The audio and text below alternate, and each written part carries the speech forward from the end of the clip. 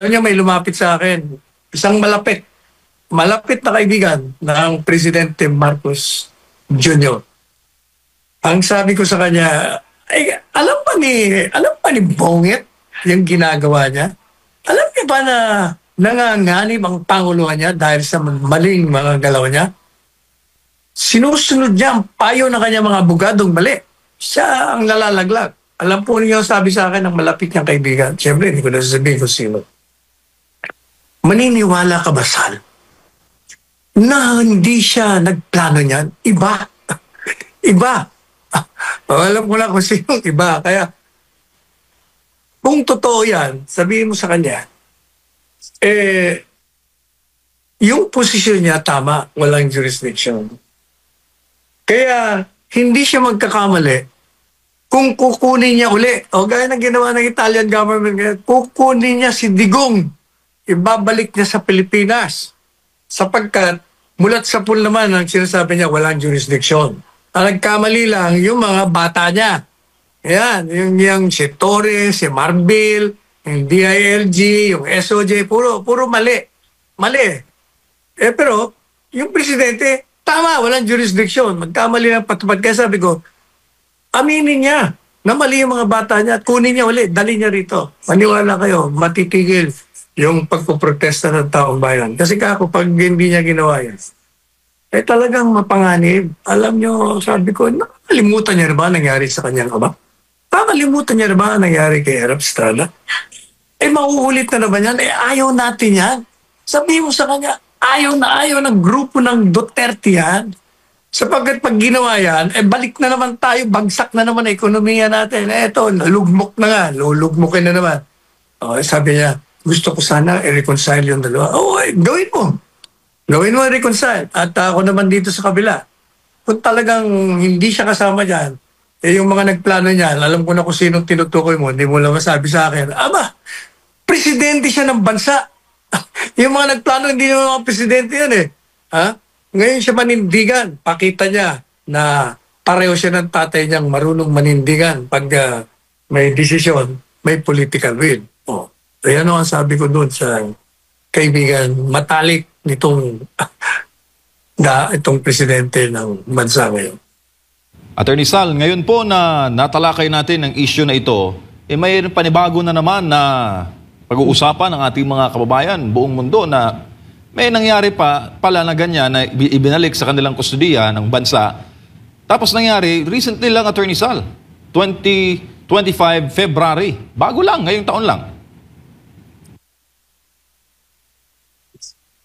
Alin niya, baka yan yung sinasabi ko rin na convict. Pagkatapos yung pinanggalingan ng bansa, sabi sa ICC, withdraw na kami balik mo, amin na uli yan. Okay no, binalik. Walang mga ICC. Yan ang sinasabi natin, na yung ICC, walang ngipin yan. Unang-una, yan ay nabubuhay lamang sa kontribusyon ng mga membrong Estado. Walang sariling pulis. Kaya kung mayroong warrant of arrest, kailangang makiusap pa sila doon sa lokal na bansa kung saan kukunin nila yung gusto nilang aresto yun. Thank you, Attorney Sal. Samantala, ipinaabot po ni Attorney Nicholas Kaufman, ang legal counsel ni former President Duterte, ang mensahe po ng pamilya Duterte sa kanilang mga supporter kaugnay sa kasong kinahaharap ng dating Pangulo sa ICC. Ano nga ba ang kanilang panawagan? Yan ang report ni Anton Zero mula sa The Hague. Hiniling ng pamilya Duterte sa mga taga-suporta nila na dapat igalang ang proseso ng korte at walang sinuman ang dapat na makialam sa desisyon ng International Criminal Court kaugnay sa kasong kinakaharap ni dating Pangulo Rodrigo Duterte. Lubos ang pasasalamat ng dating Pangulo sa patuloy na suporta ng mga Pilipino mula sa iba't ibang bahagi ng bansa at mundo. Ayon sa kanyang legal counsel na si Atty. Nicholas Kaufman, hindi ito lingid sa kaalaman ng pamilya Duterte. Gayunpaman, may mahalaga silang hiling sa publiko, isang panawagan para sa respeto sa legal na proseso. And the family want me to convey a message that the judicial process must be respected. There must be absolutely no interference with the independence of the court, with the judges, and for all the parties. Binigyan din ni Kaufman na sensitibo ang bawat kasong dinidinig sa ICC. Maraming panig ang sangkot sa proseso, kabilang ang prosekusyon, depensa at pati na rin ang mga biktima. Every case at the International Criminal Court is always a highly charged case from a political point of view. There are participants in that process. There's the prosecution, there's the defense, and also there are the victims. The victims' counsels will make their submissions in court. Their right to make those submissions must be respected. Nagbabala rin si Kaufman na anumang uri ng panghihimasok o hindi paggalang sa proseso ng ICC ay maaaring magdulot ng negatibong epekto sa kaso. Well, it can have a negative impact on the proceedings if, as I said, the media or the supporters turn against the judicial process. And the judicial process must be respected. As I've said, this issue is the subject of intense debate in the Philippines. But let's just put the politics on one side and the judicial process on the other side. Samantala, nang tanungin kung may posibilidad na maibasura ang kaso bago ang confirmation hearing sa Setyembre, iginit ni Kaufman na nasa kamay ito ng mga hukom, pero matibay niya ang posisyon ng kanilang kampo. Kulang sa jurisdiksyon ng ICC para litisin ang kaso, lalo tumatras na ang Pilipinas sa Rome Statute. It's the judges who decide when to hear that argument. Obviously, I would like it to be heard first of all. I believe that there are compelling arguments and I will seek to persuade the judges, but the people who decide at the end of the day are the judges themselves. It's not my job to presume anything here. I believe that there is a strong argument for the lack of ability to exercise jurisdiction given the Philippines' withdrawal from the Rome Statute. I hope that the judges will accept my submission. Bukod dito, pinag-aaralan na rin ng kampo ni Duterte ang posibilidad ng pansamantalang paglaya ng dating Pangulo habang nililitis ang kaso. Once again, interim release is a complex process. We're considering it and we will file it at the appropriate time. Tungkol naman kay ICC Prosecutor Attorney Karim Khan, inamin ni Kaufman na matagal na niyang kilala ito. I've never worked with Karim Khan on a case together.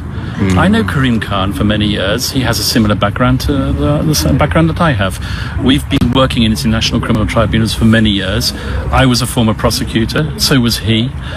So we've both worked on both sides of the tennis court, if I can put it that way.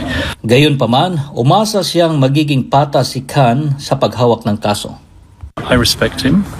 I hope that he will be fair. I have no reason to doubt that he will be extremely fair in this process. And as I said, I look forward to working opposite him in the courtroom.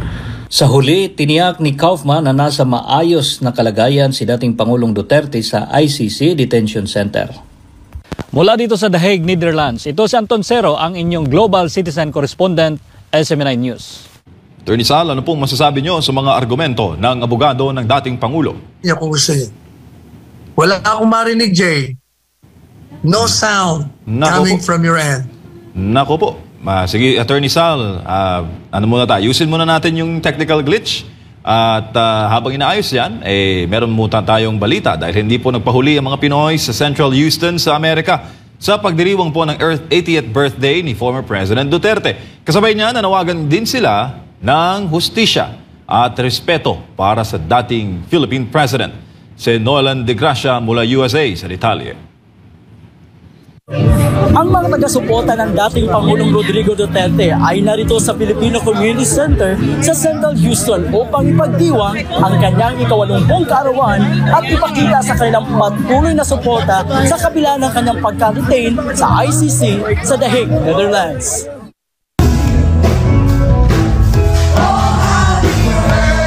Dinagsa ng daan-daang Pilipino mula sa iba't ibang panig ng Texas at kalapit na Arkansas ang Central Houston noong Biyernes upang ipagdiwang ang ika-80 kaarawan ni dating Pangulong Rodrigo Duterte.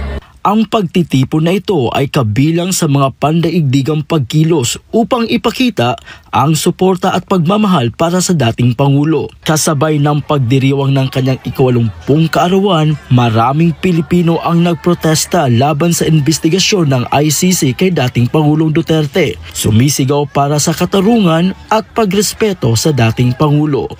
We would like to thank all the people who have joined and attended Tatay Digong's 80th birthday, all around from Texas. Even some people flew from Canada and Arkansas. This is just a short notice, but as you can see, we have a good turnout. people really supported and loved Tatay Digong. We pray for the future for our people and for the country. Then we're hoping that I'm not losing hope that everyone can hear our voice and then we can form the real unity for the Filipino people all over the world and especially in our country. Happy birthday! Happy birthday! Happy birthday, Tatay! Salamat!